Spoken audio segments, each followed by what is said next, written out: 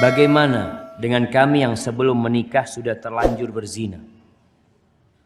Ustadz, dan bagaimana nasihatnya untuk membangun keluarga yang islami dan mendapat ridha Allah terlebih dahulu di saat terlebih dahulu sudah melakukan zina? Jamaah,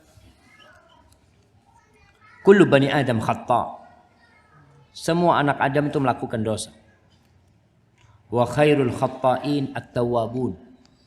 Sebaik-baiknya orang yang melakukan dosa dan bertobat kepada Allah, yang kembali kepada Allah.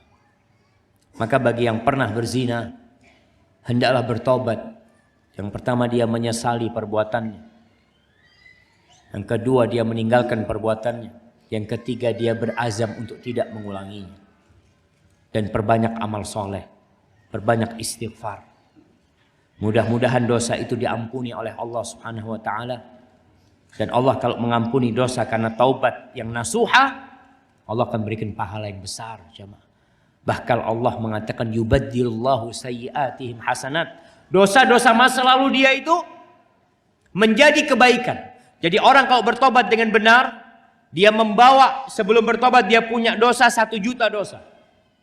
Ketika dia bertobat bukan berarti dia 0. Tapi dosa yang 1 juta itu dirubah sama Allah jadi 1 juta kebaikan buat dia. Antum bisa lihat seorang wanita yang berzina di masa Nabi Muhammad SAW. Ada wanita yang berzina di masa Nabi SAW, kemudian dirajam sampai mati. Lalu selesai dirajam, Rasulullah SAW sendiri yang menyolatinya.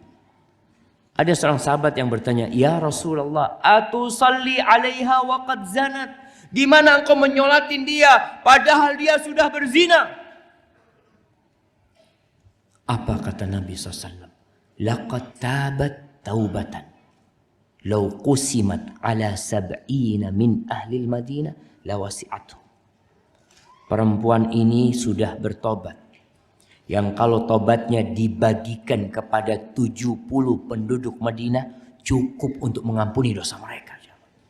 Bukan mengampuni dosa 1 orang, dosanya 70 penduduk Madinah.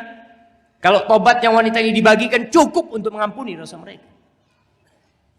Maka bagi orang yang pernah melakukan dosa, cepat kembali kepada Allah, perbaiki dirinya.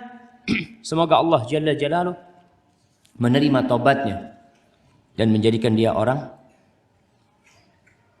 yang masuk surga kelaknya. Antum masih ingat dengan seorang wanita pelacur yang masuk surga, yang diampuni dosanya gara-gara memberi minum seekor anjing. Karena dia ikhlas melakukan itu. Perempuan ini memberi minum anjing itu di padang pasir. Di tempat yang tidak ada manusia, di situ ada sumur. Dia harus turun mengambil air turun.